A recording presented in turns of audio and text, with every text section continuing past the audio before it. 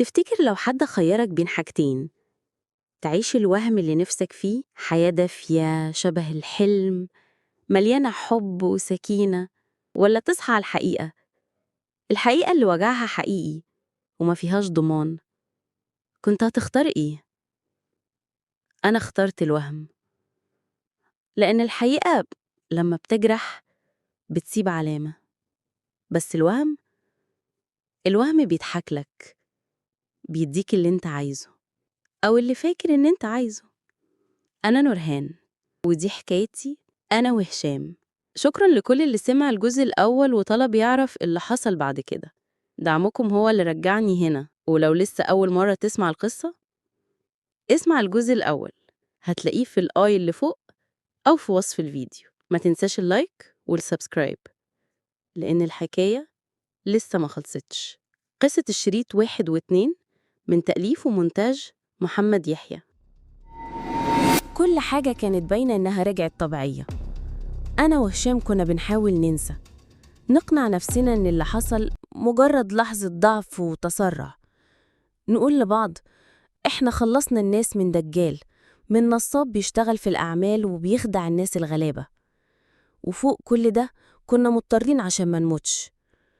أقنعنا نفسنا إن الشريط اتحرق وإن كل حاجة اتحرقت معاه، بس في حاجة ما اتحرقتش، في حاجة فضلت.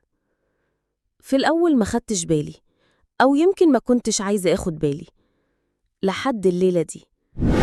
صحيت عطشانة، قمت أشرب مية، ما لقيتوش جنبي. دورت عليه في الصالة، في المطبخ، وبعدين سمعت همهمة جاية من فوق. طلعت على أطراف صوابعي ولقيته واقف قدام باب الأوضة القديمة، واقف وبيكلم نفسه، بيقول: أنا عارف إنك لسه جوه، بس أنا كمان لسه هنا ومش هسيبك لوحدك. هشام، بتعمل إيه هنا؟ لف ناحيتي فجأة، كان متوتر كأنك صحيت حد من غيبوبة. قال لي وهو بيحاول يبتسم: أنا كنت بحلم أو كابوس، مش عارف. قربت منه وأنا جسمي بيترعش. بتكلم مين؟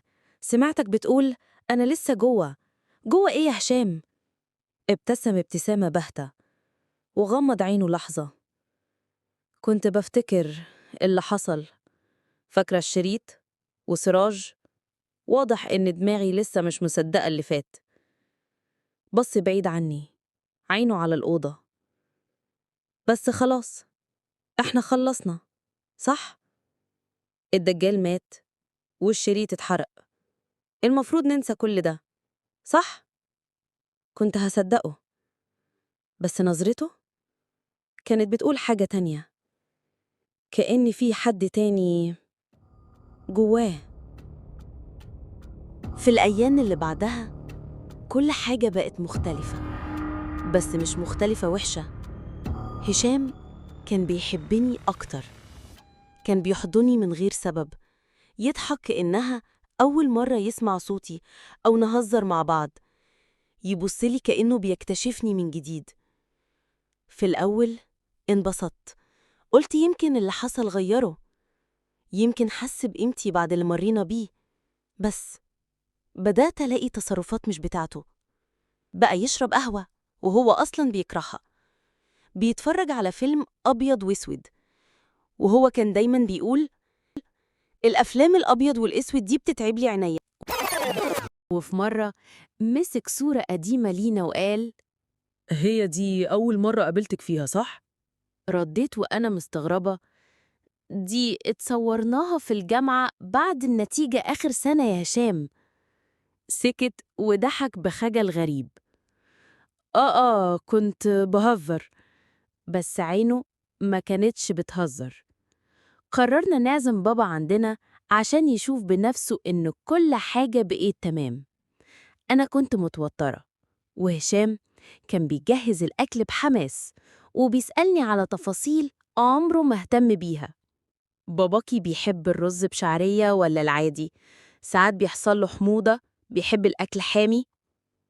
سألته أنا بضحك: من إمتى وإنت بتهتم بالتفاصيل دي؟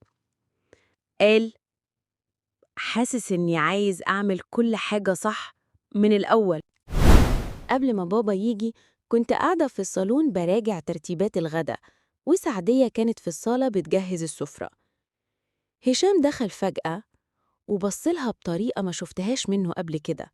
قال لها ببرود: "انتي لسه هنا؟ خلصي واطلعي بره على المطبخ." سعدية بصت لي كأنها مستنية تفسير، بس أنا نفسي ما فهمتش إيه اللي حصل. حاولت أعديها يمكن متضايق من حاجة، بس بعدها بدقايق عبد الستار دخل يشيل كرسي زيادة. هشام مسك الكرسي من إيده وقال له: "أنا قلت ما تدخلش الصالون وقت العزايم، اتفضل بره." صوت هشام كان حاد. عبد الستار نزل عينه وقال بهدوء: "حاضر يا بيه، آسف." سعدية وقفت جنبي وهمست لي: "هو بيعمل كده ليه؟" أنا نفسي كنت بسأل السؤال ده. بابا وصل العصر، فتحت له الباب ولسه هسلم عليه. هشام سبقني، اتحرك بسرعة ومد إيده كأنه بيقابل أبوه اللي غاب عنه سنين. قال له بصوت دافي: "أهلا بحضرتك، منور بيتنا. أنا آسف إني ما كنتش في مستوى الثقة قبل كده، بس توعدك هنا هتلاقي بنتك في أمان." بابا بصلي وابتسم ابتسامة فيها توتر. "ده أنت اتغيرت كتير يا هشام، اتعلمت الذوق إمتى؟" هشام شده جوه، كان فرحان بيه بشكل غريب. فضل يقعده بنفسه ويجيب له عصير ويتكلم بحماس كأنه طفل صغير قابل بطل من أبطال حياته. وأنا كنت واقفة بتفرج، والمفروض أكون مبسوطة. بس في إيه؟ هو هشام دايما محترم، بس عمره ما كان بالشكل ده. كان في لمعة غريبة في عينه، كأنه بيشوف حاجة إحنا مش شايفينها. وأنا داخلة أوضتي أجيب حاجة، سمعت صوت همسة من فوق السلم، همسة حادة ما فهمتش منها حاجة، لكن وقفت مكاني. رجعت أبص لهشام، لقيته بيبص للسقف كأنه سامعها برضه. بس لما لاحظ إني شايفاه اتحول فجأة وابتسم وقال: "تعالي، بابا مستنيكي." بابا؟ هو دايما كان بيقول أبوكي، إمتى بقت بابا؟ بابا مشي وهشام كان زعلان. فضل واقف قدام الباب وقت طويل، كأنه طفل صغير أول مرة يحس بدفع عيلة، وأول ما حسه اتسحب منه تاني. بقالي كام يوم ملاحظة عليه تصرفات مش طبيعية، بس الليلة دي كانت بداية حاجة مرعبة. نمت بدري، بس نومتي كانت ملخبطة من أول لحظة. كنت سامعة خبط، إيدين بتخبط من جوه باب الأوضة. الصوت كان مكتوم مبحوح زي أنين حد بيتعذب. وبعدين سمعت صوت راجل بيصرخ من جوه: "أنا لسه هنا، مش أنا اللي خرج. الحقيني، الحقيني قبل ما يفوت الأوان." فتحت عيني بفزعة، وكان أول حاجة شفتها وش هشام، وشه قدام وشي، قريب جدا على بعد سنتيمترات. عينه مفتوحة وسودة ما فيهاش أي حياة. كان بيتنفس بسرعة وبيهمس. أنا وعدتني إن كل حاجة هتبقى حلوة. أنا صرخت، بس هو ما تخضش.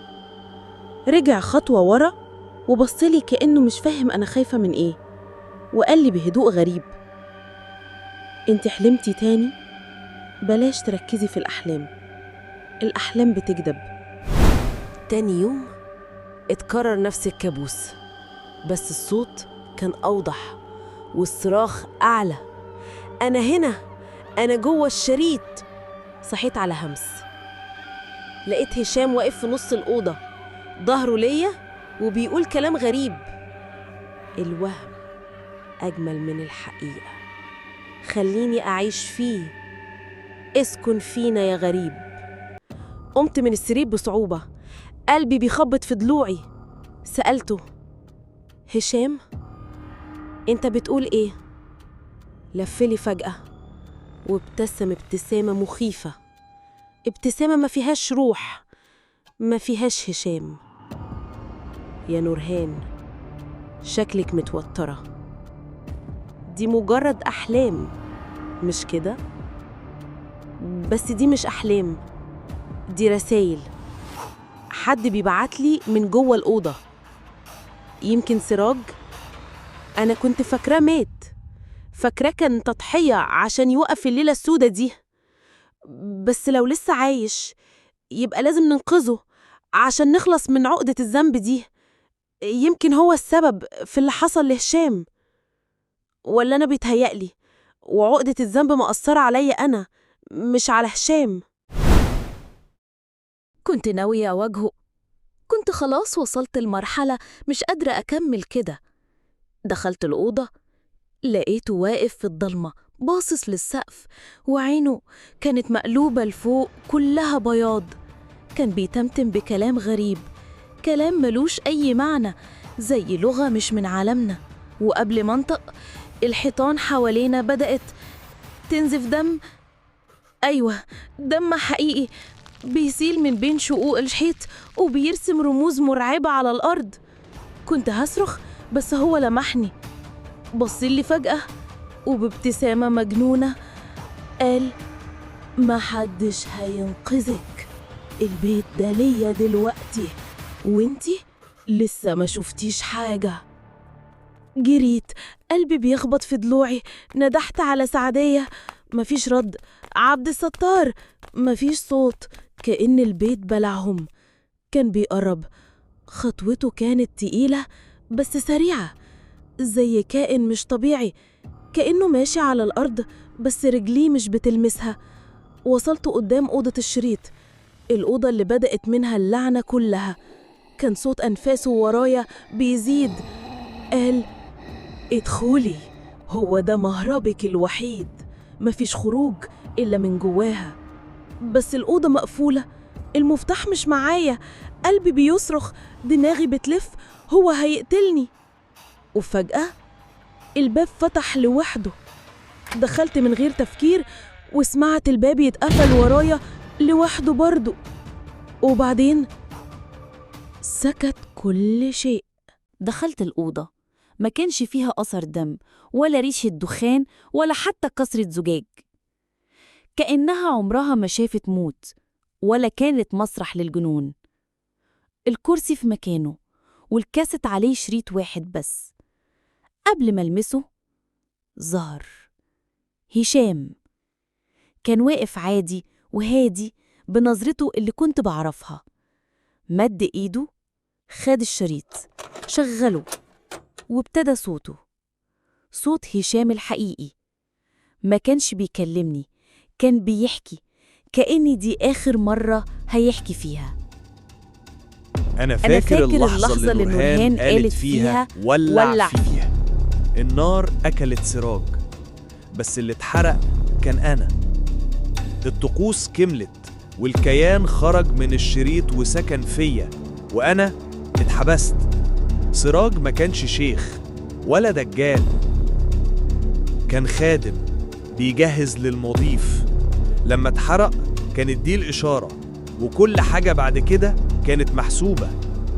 أنا شفت كل حاجة من جوه الشريط، كنت سامع صوتها أول مرة حضنتها، حاسس بالضحكة اللي مش ضحكتي، حاسس بجسمي وهو مش بتاعي. هو كان بيحب كل حاجة كأنه بيجربها لأول مرة، بيحبها هي أكتر مني. بس النهاية كانت قريبة، كنت عارف إنها هتكتشف، عارف إنها هتدخل الأوضة وتشغل الشريط، وعارف إنها لما تسمعني هتقتل الجسد اللي ما بقاش ليا. بس أنا مرجعتش كده وخلاص. الروح ما بترجعش من غير تمن، كان لازم تضحي بحد تاني، جسد تاني، علشان الروح تتحرك. وهي عملت كده، اختارت، والكيان اتطرد، وأنا رجعت. بس كل حاجة اتغيرت. هي ما كانتش زي ما سبتها، وأنا ما كنتش زي ما خرجت، والشريط لسه بيسجل. الصوت سكت وهشام اللي كان واقف اختفى، وأنا كنت واقفة في النص جوه أوضة عمرها ما شافت أي حاجة، بس بتحكي كل حاجة. أنا لازم أختار أقتل مين، هو ولا هو، وأصلا مين فيهم الحقيقي ومين الشبح ومين الكذبة. كل اللي سمعته جوه الأوضة لسه بيرن في وداني، وصوت هشام وهو بيقول الروح مش بترجع من غير تمن. هو أنا بقيت أداة أكل؟ هو المفروض أصدق شريط ولا أصدق جوزي؟ هو أصلا لسه جوزي؟ كنت حاسة إني بهلوس، بس الدم على الحيطان وصوت الشريط ونظرة هشام قبل ما يختفي. خرجت من الأوضة، وبمجرد ما خطيت أول خطوة براها كل شيء رجع طبيعي. الشمس داخلة من الشباك، السجاد مفروش، ريحة البخور اللي سعدية دايما بتحطها. هشام قاعد على السفرة بيشرب قهوته بهدوء وبيتبسم لي. قال فينك يا نور؟ بدور عليكي من الصبح. قلت له بصوت مرتعش انت كنت فين؟ رد بنفس هدوءه كنت تحت في الجنينة، شربت قهوتي هناك شوية. مالك؟ شكلك تعبانة. بصيت ورايا، باب الأوضة كان مقفول ومتبرشم بنفس الطريقة اللي لقيناه بيها أول مرة، كأنه ما اتفتحش أصلاً، كأن اللي حصل ما حصلش. بس لأ، أنا متأكدة، أنا شفت وسمعت ولمست. في حاجة غلط، والمصيبة إن مفتاحها في إيدي، بس أنا مش قادرة أقرر. من بعدها بقت كل حاجة حواليا بتتلخبط. هشام بقى غريب أكتر، بيتصرف كأنه أول مرة يلمس الحاجات اللي في البيت، يسألني عن ريموت التلفزيون كأنه مش عارفه، يضحك على صور فرحنا كأنها نكتة، وفي نفس اللحظة يبصلي بنظرات باردة، نظرات مش بتاعته. بقت كل يوم أصحى على كوابيس، باب الأوضة بينفتح، سراج واقف ورا الشباك، وش هشام بيموت ويتحول، وأنا واقفة مش قادرة أتحرك، وصوت في ودني كل ليلة قرري بقى يا نورهان، كل ثانية بتعدي هو بيسيطر أكتر. وساعات أشوف الحيطان بتتنفس، أيوة بتتنفس زي كائن حي، البيت نفسه بقى بيكرهني. سعدية اختفت. الستار قال لي إنها سابت الشغل من غير ما تقول حاجة، بس الأغرب لما سألته بعدها بيوم قال لي إنه عمره ما اشتغل مع حد اسمها سعدية. إيه اللي بيحصل؟ مين بيعبث بدماغي؟ ومين هشام؟ ومين أنا؟ بقيت بكتب كل حاجة في نوتة، بس حتى خطي بقى مش خطي. من ساعتها وأنا عايشة ما بين حلم وكابوس. كل ما أحاول أفتكر حاجة ألاقي ذاكرتي بتكدبني. مرة شفت عبد الستار بيحط وردة قدام صورة لحد مات، بس أول ما قربت منه الصورة كانت فاضية، ولما سألته قال لي هو أنت شايفاني؟ اختفى ورا باب المطبخ، ولما دخلت أدور عليه ما كانش في حد في المطبخ أصلا. وبعد ساعات رجع البيت كأنه ولا حاجة حصلت، وسعدية رجعت برضو، لقيتها بتقلي بطاطس في المطبخ بابتسامتها القديمة ولا كأنها مغتسية. قلت لها: كنتي فين؟ قالت لي: فين إيه يا نورهان هانم؟ أنا لسه مخلصة أوضة النوم، مش قلتيلي تروقيها؟ أنا قلت كده؟ أنا أصلا ما فتحتش بقي معاها من أسبوع. بس الجواب الحقيقي مش عندهم ولا عندي، الجواب جوه الأوضة وجوه الشريط. قررت أدخل الأوضة تاني، مش عشان عندي إجابة، لكن لأني ما عدتش قادرة أعيش بالسؤال. مسكت المفتاح، إيدي كانت بتترعش بس قلبي كان ثابت، كأني في شيء جوايا بيجرني. دخلت الأوضة، كانت زي ما هي، باردة مقفولة والريحة الغريبة لسه فيها. الكاسيت مكانه والشريط كان مستنيني. ركبته وشغلته، وصوته المرة دي كان صوتي طالع من الشريط. كنت هموت من كتر التفكير، كل لحظة كانت بتنهش في عقلي، مش عارفة أنا مين ولا اللي حواليا مين، كلهم كدابين، بس أنا مش هصدق أي حد فيهم. فجأة الباب اتفتح، هشام دخل، وشه مش هشام. قال وهو بيجري ناحيتي: دخلتيها تاني؟ ليه؟ انتي مجنونة؟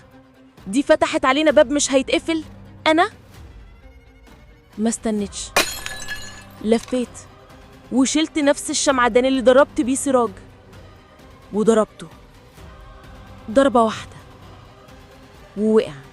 جريت عليه وقلبي بيخبط زي الطبلة، سحبته ومدته في نص الأوضة، وفجأة سعدية دخلت وهي بتصرخ: بتعملي ايه يا هانم؟ هشام بيماله. قلت بصوت مش صوتي، كان لازم. خبطتها هي كمان. قوة غريبة كانت في جسمي، زي ما يكون الكيان نفسه دخلني. فتشت في جيب هشام وطلعت الولاعة. نظرة أخيرة وبعدين رفعتها، ولعت النار. طلعت من الأوضة والدخان ورايا والصراخ، يا الله الصراخ. صوت هشام جوه بيصرخ زي الطفل بيتسحب من جلده. ليه كده يا نورهان؟ ضحكوا عليكي. أنا عملت كل حاجة علشانك. وبعدين صرخة واحدة طويلة تشق الجدران وسكوت. كل حاجة سكتت، حتى البيت بطل يتنفس. طلعت أجري على أوضتي، دموعي مغرقاني. فتحت الباب ولقيته هشام قاعد مبتسم، بيبصلي بهدوء زي أول مرة. قال: حبيبتي، انتي كويسة؟ أنا رجعت علشانك. كنت بنظف المكتب وبالصدفة لقيتها، النوتة اللي كنت بكتب فيها كل تفصيلة من أيام الرعب اللي عشتها في القصر. فتحتها وبدأت أقلب، حاجات مألوفة وحاجات نسياها، لحد ما وصلت للصفحات الأخيرة. مش كوابيس ولا طقوس ولا أشباح، بس كلام تاني، كلام واضح. جلسة النهاردة كانت مؤلمة. الدكتور قال إني لسه في حالة إنكار بعد الحادث، إني ما صدقتش اللي حصل لنا، وإن عقلي خلق واقع بديل. قال لازم ألتزم بالعلاج، وإن القصر ده مكان خطر على حالتي، كل شيء فيه بيرجعلي الوجع وبيبني حكايات مكان الحقيقة. وطلب من هشام إنه يعيشني كل حاجة من الأول، كأننا لسه متجوزين من يومين وفي شهر العسل. يعمل كل حاجة تفرحني، لأن هيفرق في علاجي قوي. إيدي كانت بتترعش من اللي قريته. الدنيا لفت بيا.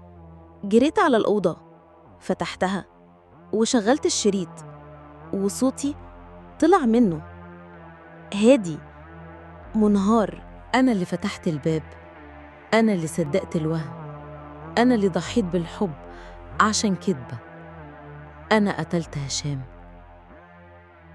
الكيان ضحك عليا، لبس وشه، سرق صوته، وأنا قدمتهوله بإيدي.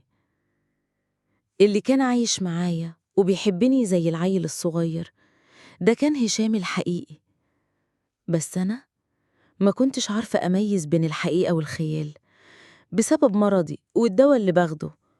وهو كان دايما بيقول بيتهيألي، لأنه كان عارف إني باخد علاج، وكان عارف تعبي. واللي كان جوه الشريط كان الشيطان بنفسه. استغلني وخلاني أفتكر العكس. قفلت الشريط وخرجت من الأوضة، لقيته مستنيني في الصالة، نفس ابتسامته، نفس ضحكته، بس بعينين ما فيهاش روح، وقال لي كنتي فين؟ وحشتيني. دلوقتي كل حاجة ساكنة، بس في دماغي فيها 100 شاكوش بيدقوا في نفس الوقت. أكمل التمثيلية، أعيش مع الشيطان ده، ولا أواجهه، أدفع التمن وأنهي اللعبة دي؟